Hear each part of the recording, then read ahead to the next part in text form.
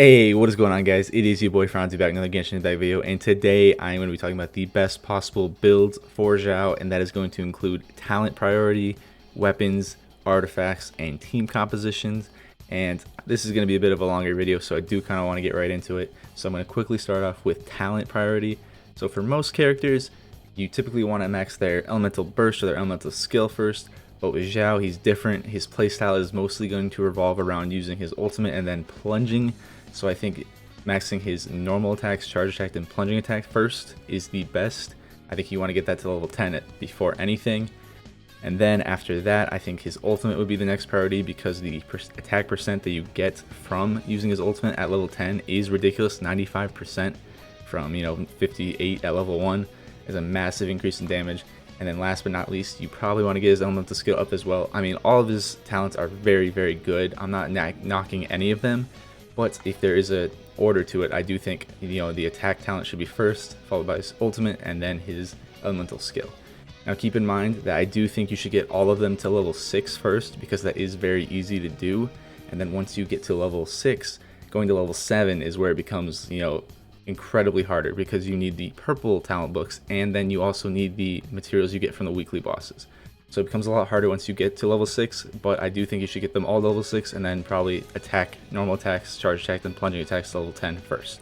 But moving on to which weapon would be best for Xiao, there are plenty to choose from, but I mean, let's just start at the very, very top. So the very first one is going to be the 5-star polearm, the Primordial Jade Winged Spear.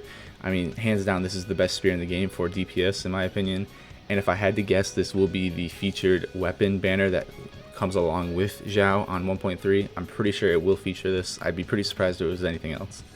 But this sphere is easily the best. It has crit rate as a secondary stat, and then its passive is also just ridiculously broken.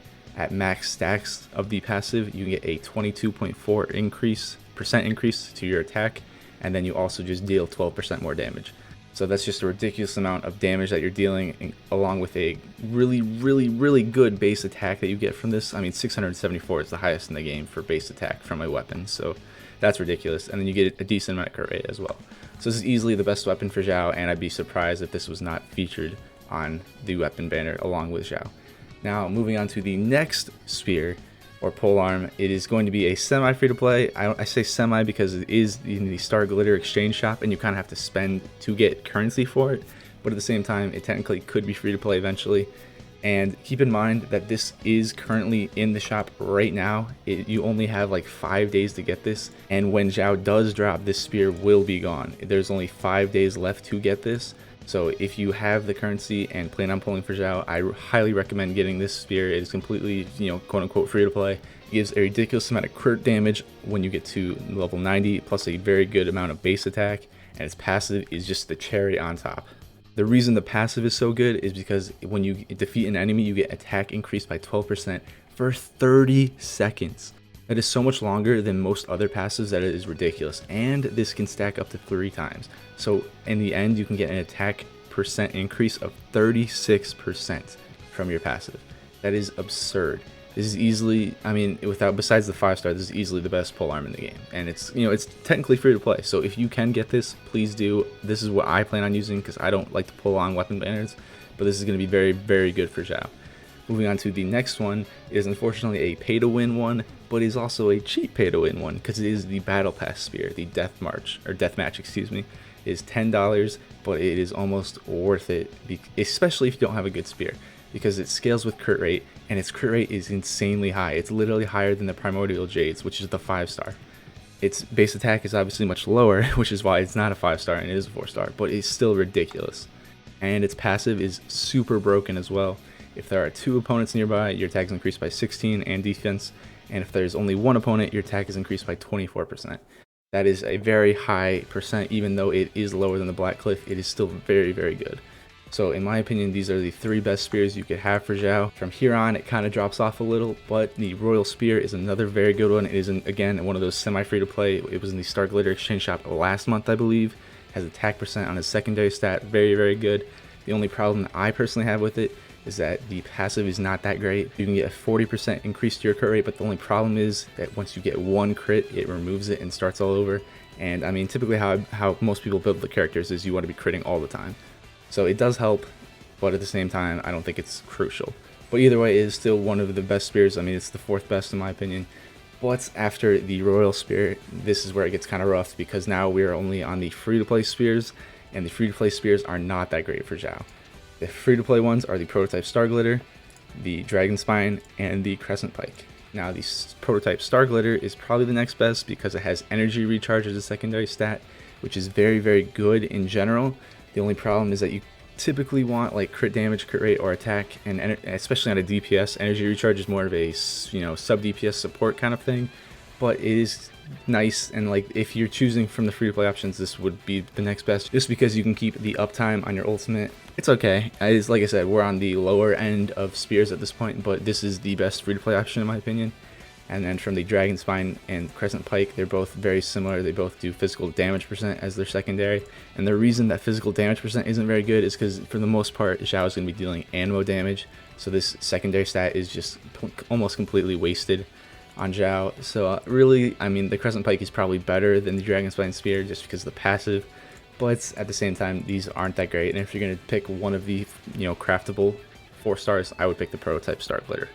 And real quick, I want to give one quick shout out to the Lithic Spear. It is the one that is technically data mined to come out in sometime soon. I mean, we don't really know, but it is actually very good and has attack percent on its secondary.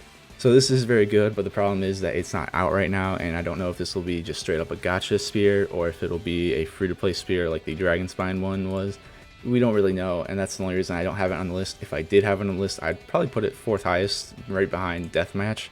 It is really, really good, and I hope this is free to play, because if it is really, really helpful to anyone that's pulling for Xiao. But I am going to move on to artifacts now, and keep in mind this is obviously not Xiao, but he is the substitute. He's basically who I'm throwing on the artifacts to substitute what he will look like. But what I do want to stress is that the Viridescent Venerer set, the Anemo set, is absolutely crucial. You need the 2-piece of that. The Anemo damage plus 15% is crucial. From there, you have a couple of options. Personally, in my opinion, Gladiator's Finale is the next best. I know people like Noblesse Oblige a lot, but for Xiao, I don't believe it's that good. I think it's just a stat increase for Xiao. I think that's how it works. So I think this is probably the ideal set bonus that you want to run.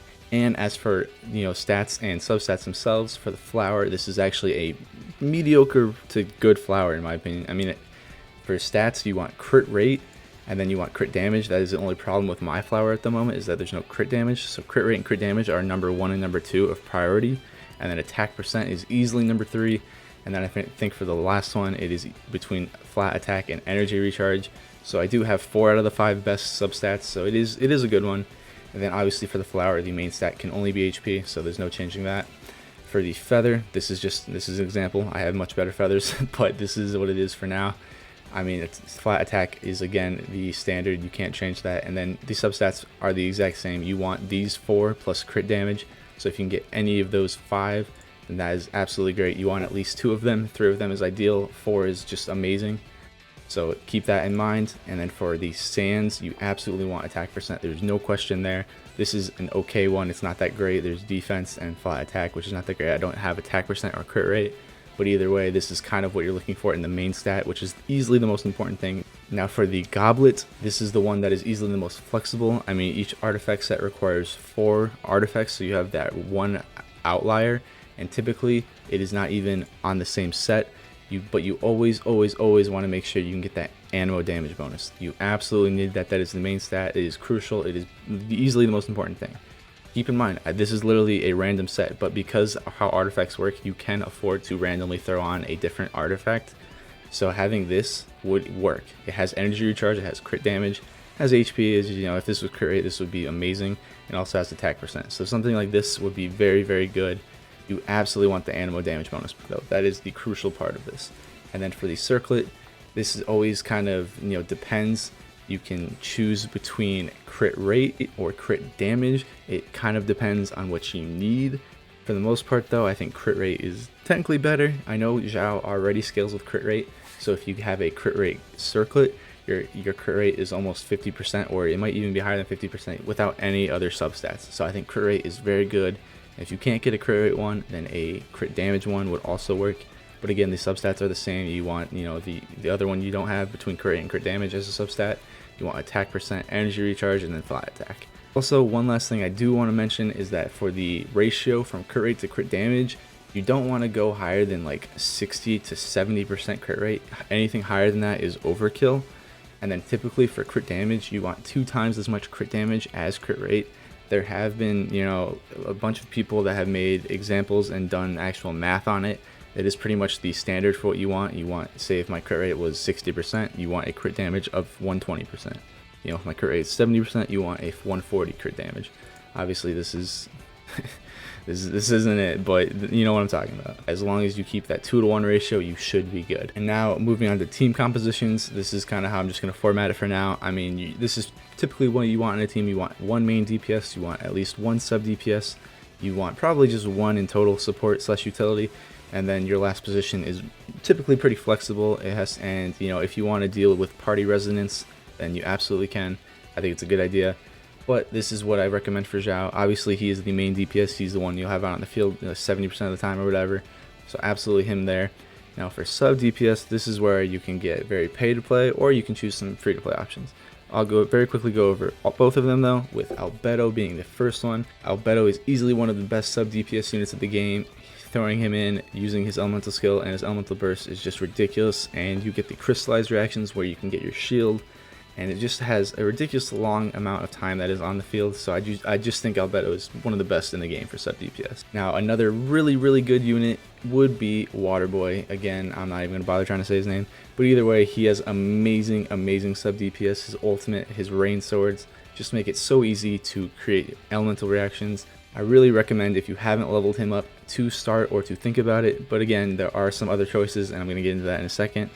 For the free-to-play, there are 2 options, and I kind of hate using it, but Fischl is technically free-to-play because she was given away for free in an event that was a while ago, but at the same time it was a limited event.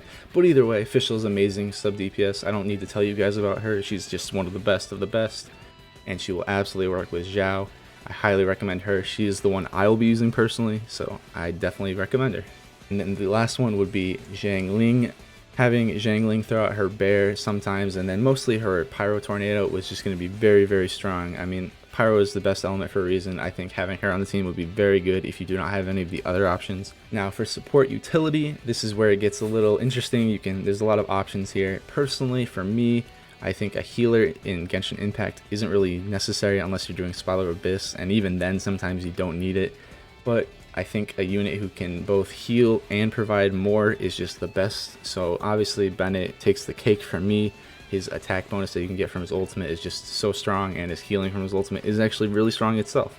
So I think Bennett is probably the best of the best if you want a support. But there of course are other options. If you just want a straight healer, then somebody like Chi would be great. Diona would be great as well. They're both ice healers for the most part, and Diona can provide a shield, but Chi is kind of the best healer in the game, I think. And then, if you don't have any of these, because again, these are kind of pay to play / gotta get lucky to get them, then of course there is the free to play option in Barbara, and she's kind of the go-to if you need a healer and you weren't lucky or haven't pulled on anybody else.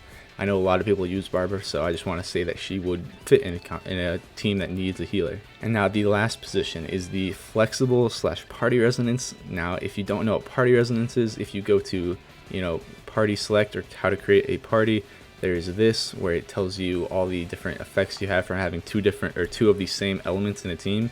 And if you have obviously Xiao, you have 1 animal user. If you throw another animal user in there, then you get this bonus for free. You get decreased stamina consumption by 15%, so this is something that you would get from your charge attacks. It's very good. And then you get the increased movement speed by 10%, and then you shorten your skill cooldown by 5%. So that is just a free passive that you will get if you have another animal user in the team. So if you are lucky enough to have pulled on Venti, which I know honestly a lot of people that started the game probably have Venti. So I think if you have Venti, this is easily one of the most broken combos in the game. I know it's not even out yet, but I really do think it's going to be just ridiculous. Then I would absolutely run Venti in this spot. If you don't have Venti, then again, this is kind of another pay to play, but that's just kind of how Animo is in general. Jean would be very good in this role. And then of course another Animo user would be Sucrose. Sucrose is again one of really good support. And if you're desperate at this point, then you can use the Traveler, but at the same time, you might want to think about using somebody else at this point. So I know I have a lot of units in each of these, but if you just pick one from any of these, then I think your team would look very good. But yeah, guys, that is going to be it for this one. Thank you guys so much for watching. I hope this helped. Please leave a comment down below if you plan on pulling for him, and if you found this helpful at all. Please like, comment, subscribe, and I'll definitely catch you guys in the next one. Peace.